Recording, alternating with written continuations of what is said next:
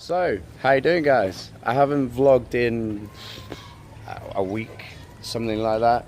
It's because I've been busy working with a charity where we currently are now. Charity's called ECC. It's a school here in Cambodia.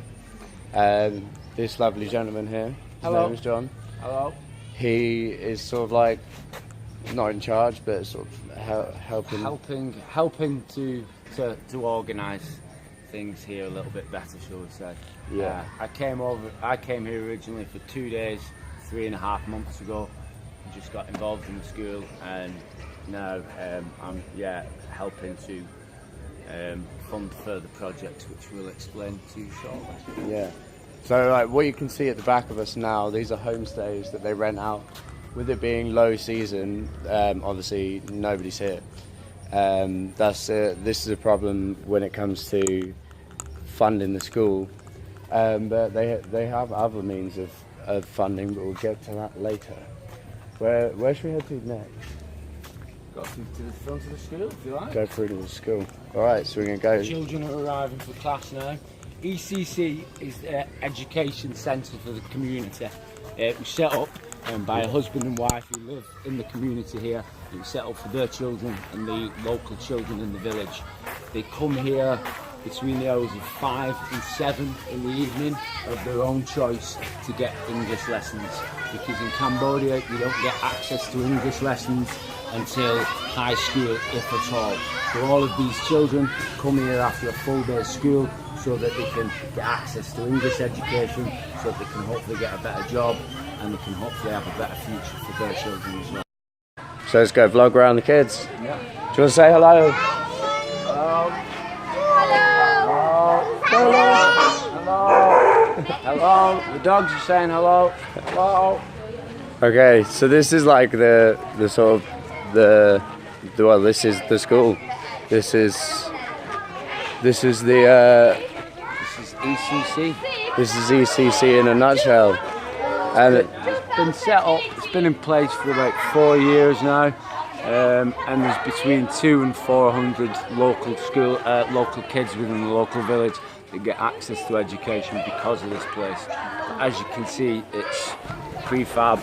We don't own the land here at the front, so what we're looking to do ideally long term is, we'll show you when we get round to the back bit, okay, build a concrete structure towards the back of the school.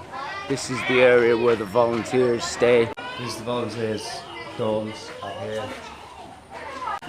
But this is very rural Cambodia. Like, it's not like typical where you go to volunteer kind of place, like where they rip tourists off money. This is pretty much a homegrown operation. This is as Cambodian as it gets. The family live here. Everybody. Yeah. These are the founders of the charity. Set the school up in the first place. This towards the back. This is where we want to ideally build a concrete school. Down here. Here towards the back.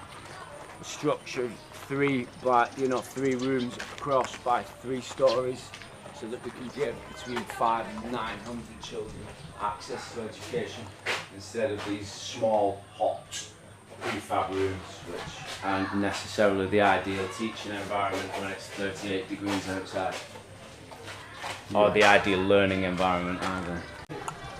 So MJ told me not to film his class, but I'm gonna go do it anyway. I'm gonna do it anyway. You guys are so sneaky.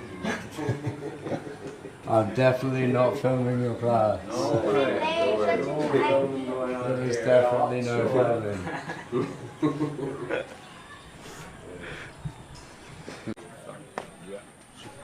Get right from the other side.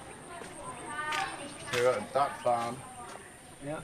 And rice fields at the back of ours as well. Try to make it as self-sustaining as possible. So yeah, everything here is like it's almost self-sustaining, but then there are points where they just need the extra help. There's a new school being built. I'll flash up some videos of the new school being built.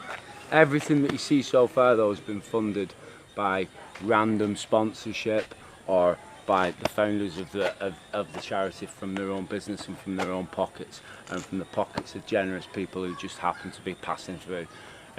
What we want to do, like I say, is build a concrete permanent structure here. We've already got land for another structure in the floating village, which Mike's just said about. Yeah. I'll flash the videos up of that quickly, so whilst we're talking about it. Like, we're looking to purchase that land and also build a concrete school there. We've got a further plot of land which we've also got, which we've got planning permission for, to build a school there. So the ideal is to have 3 concrete schools as soon as possible, which will give somewhere in the region of 2,000 to 2,500 children access to basic education that they wouldn't have otherwise. And I don't think there's a more important thing in the world. Every child in the world should have access to education. And that's why we need your help.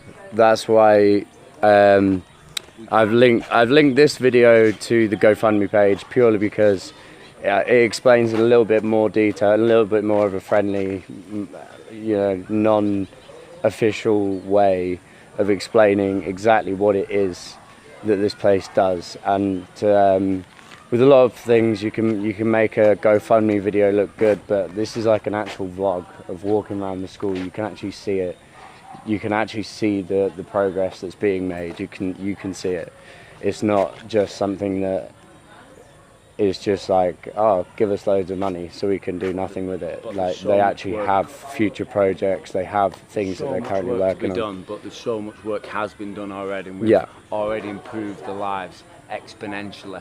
You know, these children at this school are going to get better jobs, so they're going to have a better standard of life. Their children are going to get better education because of the school that was put here by a husband and wife, because there's no system in place to help these children, and that's why we need your help.